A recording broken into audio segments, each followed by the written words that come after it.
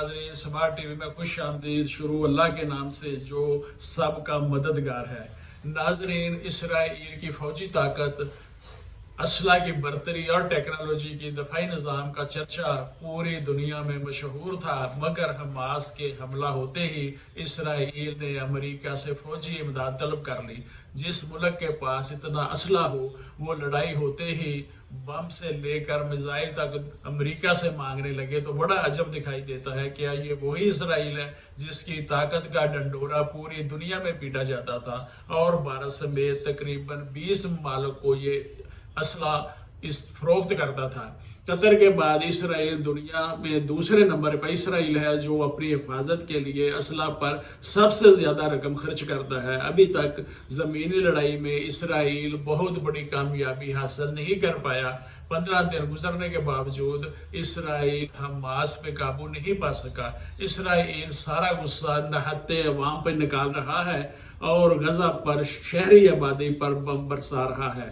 इनकी बिजली बंद कर दी गई है, इनकी अद्वियात बंद कर दी गई है, राशन बंद कर दिया गया है, नहते लोगों पर बमबारी कर रहा है। गजा के गिर्द 3 लाख फौज उसने जमा कर रखी है। इसके बावजूद गजा पर जमीनी कामयाब हमला नहीं कर पाया। अभी तक इनकी खुफिया एजेंसी मोसाद भी कोई कारकर्दगी नहीं दिखा सकी। इस तबाही पे दुनिया चुप साधे बैठी है और इंसानी हकूक की तंजीमें खामोश तमाशाई बनी बैठी हैं, इसलिए कि अमेरिका और इसराइल ताकतवर हैं और ताकतवर के लिए इंसानी हकूक की, बुनियादी हकूक की कोई अहमियत नहीं होती। वेस्टर्न मुआशरा, वेस्टर्न मीडिया भी खामोश है, जो कि मामूली चीज़ों पे तबसरा करने के आदी हैं। मासूम बच्चों को शहीद किया जा रहा है, दुनिया खामोश है। अस्पतालों पे बमबारी हो रही है, दुनिया खामोश है।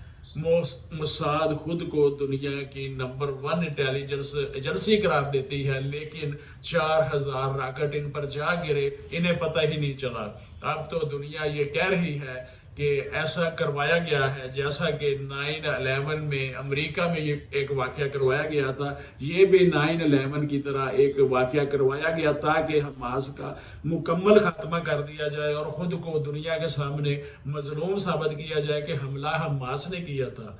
ईरान वाहिद मुल्क है जो हमास की सपोर्ट कर रहा है, बाकी सब पहलू तही कर रहे हैं। ईरान समझता है कि इसके ग्लोबल, इसकी पोजीशन और रीजनल पोजीशन कमजोर हो जाएगी। अगर फलस्तीन और हमास को शिकस्त हुई तो ईरान को आइसोलेट कर दिया जाएगा, इसलिए वो हमास को इमदाद दे रहा है, क्योंकि वो समझता है कि उसके बाद अगर वो आगे बढ़ेंगे तो फिर ईरान उनके सामने उसी की बारी आएगी। अक़वाम मुत्तहिदा ने कई इलाकों की निशानदेही की है कि जिन पे इसराइल का कंट्रोल गैर कानूनी है, लेकिन कंट्रोल जारी है।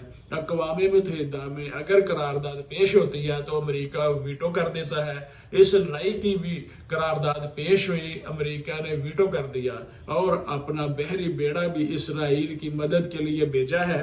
ये बहरी बेड़ा इतना बड़ा है कि इस पे 50 F-16 तैयारे खड़े होते हैं, इसमें सब मैरीन भी शामिल हैं। बहरी बेड़ा भेजकर अमेरिका दुनिया को ये मैसेज दे रहा है कि इसराइल की सलामती उसे बहुत अजीज है। इसराइल की सलामती के लिए इस अमेरिका इसके पीछे खड़ा है। तमाम दुनिया ताकतवर के सामने किसी भी किस्म का एहतजाज करने और मुतालबा करने से गुरेजा है।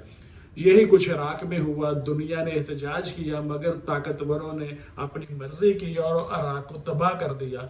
आज उन्हीं कुव्वतों ने फलस्तीन को तबाह करने की ठान रखी है। अमेरिका के अपने मुफादात हैं, इसकी इकानमी चलते ही जंग से है। वो दुनिया के किसी न किसी खित्ते में जंग जारी रखता है। वेस्ट का दोहरा रवैया देखें कि वो कार्बन के ऊपर, पॉल्यूशन के ऊपर, ग्लोबल वार्मिंग के ऊपर और जानवरों के हकूक के ऊपर आवाज बुलंद करते हैं, पेश होते हैं। यहाँ इंसानियत को नीस्त और नबूद किया जा रहा है और वो वेस्ट खामोश है। आधी दुनिया हमास को फ्रीडम फाइटर कहती है, आधी दुनिया उन्हें टेररिस्ट कहती है। हमास अगरचे इलेक्शन जीत चुके हैं, लेकिन इन्हें तमाम फलस्तीनियों की हमायत हासिल नहीं है। क्या ये इलाकाई जंग है या मजहबी जंग है? क्या ये यहूदी बमुकाबला मुस्लिम लड़ाई है یہودیوں کو دوسری جنگ عظیم کے بعد اس خطے میں سیٹل کیا گیا، اور کہا جاتا ہے کہ دوسری جنگ عظیم کرائی ہی اس لیے گئی تھی کہ انہیں سیٹل کیا جائے۔ اب وہ مزید سرحدیں وسیع کرنا چاہتے ہیں اور فلسطینیوں کو خاتمہ کر کے اس پہ مکمل کنٹرول چاہتے ہیں۔ آج کے لیے اتنا ہی۔ میر محمد امین، ایڈوکیٹ، سماج ٹی وی۔